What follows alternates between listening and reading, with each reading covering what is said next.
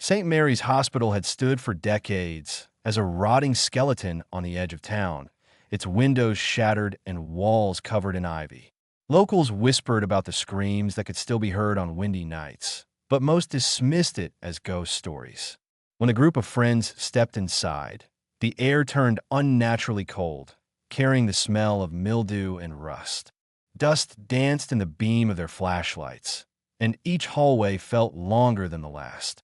Graffiti covered peeling walls, but certain rooms looked untouched, as if someone had been there yesterday. Old wheelchairs lay overturned, medical charts scattered across the floor. Then came the sound, light footsteps echoing far ahead, though the corridor stretched into darkness. Their laughter faded to silence as unease crept in. One of them swore he saw a door close on its own. That was the moment they realized the hospital wasn't empty in the basement. The air grew heavier, thick with the stench of mold and something metallic like dried blood. The flicker of their flashlights revealed a shelf stacked with dusty boxes. One box was labeled only with the word confidential in red ink. Inside, they found VHS tapes, each marked with patient numbers and dates from the 1980s. They set one into an old player they found, and the static gave way to a chilling image. A man in a hospital gown sat hunched over, his eyes wide, trembling as a doctor asked calm questions. The patient spoke of staff who weren't human, their faces stretching like shadows in the dark. As he screamed, the tape distorted, but suddenly his face turned to the camera, staring straight ahead. The room fell silent as the hospital's power surged, humming through the walls. Lights flickered on overhead, though no electricity had run here in decades. The deeper they went, the stranger the hospital became. A long corridor led to the children's ward, where colorful murals of smiling suns and clouds were chipped and faded. Tiny beds still stood in rows, some with sheets tucked neatly as if waiting for patients who never returned. Toys were scattered across the floor, dolls missing eyes, a ball that rolled on its own, a rocking horse that creaked as if just used. Then, faint music began to play from a small music box sitting on a windowsill. The haunting tune echoed through the silence, followed by soft giggles that seemed to move from room to room. One of the friends froze, staring at a figure, a little girl in a hospital gown, no older than 7, who smiled and waved. When he stepped closer, she vanished, leaving behind a paper wristband at his feet. It carried his own name, written in fading ink. An elevator at the end of the hall opened with a screech, though no one had pressed the button. Against their better judgment, they stepped inside, and the door shut instantly. The panel lit up, but only one floor was available, level 6. The ride was slow, shaking violently, and when the doors opened, they were met with a wave of rot and decay. This floor was sealed off long ago, yet inside, the walls bore claw marks, deep gouges like desperate scratches. Strange symbols, painted in what looked like dried blood, covered the ceiling and doors. In a storage room, they found old medical files stacked to the ceiling. Each file told the same story. Patients forced to do horrific experiments designed to cure fear by exposing them to endless nightmares. The papers ended abruptly with the signature of Dr. Harlow, the same name scrawled across the VHS tapes they carried with them. Fear tightened its grip when one of them wandered too far into the operating room. Rusted tools lay scattered, and a cracked mirror reflected shadows that didn't belong. A scream tore through the hall, and the others ran in, only to find nothing but fresh blood smeared across the floor. The blood twisted into letters, spelling his name as if written by an invisible hand. Shaken, they rushed back to their cameras, searching for proof.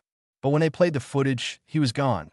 Not just missing from a moment, but erased from the entire night.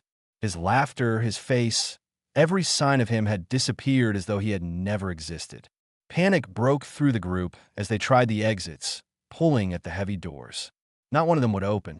Trapped in a living nightmare, they realized something inside the hospital had taken him, and it wasn't done hunting.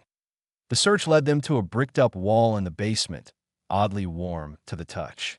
With effort, they broke through, revealing a hidden wing untouched for decades. The stench was unbearable, and what lay inside was worse. Hundreds of iron chairs with restraints lined the walls, each one facing inward as though watching something in the center. Jars of preserved organs, eyes, hearts, even brains sat on shelves like trophies. A single journal lay on a rusted table, its pages yellowed but still readable. It revealed a horrifying truth. The hospital was built over a native burial ground, and the so-called treatments were never about curing patients. They were rituals designed to contain an ancient spirit that fed on fear. The last entry described a failed ritual, a warning that if the spirit was not bound, it would grow stronger with each soul it consumed. The friends had freed it. The temperature plummeted as whispers filled the halls. From the shadows stepped Dr. Harlow, or what was left of him. His form was twisted, his face a blend of human flesh and shadow that rippled like smoke. His eyes glowed faintly, and his voice was calm, yet hollow as he told them the patients never left. They had been absorbed, their minds and bodies fused with the hospital itself. The walls began to pulse, oozing dark liquid as screams echoed through the vents, cries of pain that seemed endless. One of the friends was seized by invisible hands, dragged kicking into the blackness as the walls closed around him.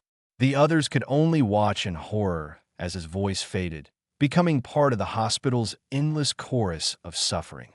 Dr. Harlow smiled, promising that they too would join his collection, for no one who entered St. Mary's ever truly escaped. Morning light finally broke through the shattered windows, and one survivor clawed their way out of the hospital, bloodied, shaking, and barely breathing. Stumbling into the street, they flagged down help. Police arrived swiftly, but their faces grew grim as they explained St. Mary's had been demolished nearly 20 years ago. The survivors' protests grew desperate. How could they walk through rooms, touch walls, see things that shouldn't exist? Officers dismissed them as delirious, but the survivor knew better. Later, alone, they replayed one of the VHS tapes they had taken. At first, it showed the same patient interview, but when the static cleared, the image shifted. The camera revealed the survivor themselves, strapped into the patient's chair, screaming into the lens. Their voice cracked as they begged for release before the tape cut to static. The truth became clear. The hospital hadn't let them go.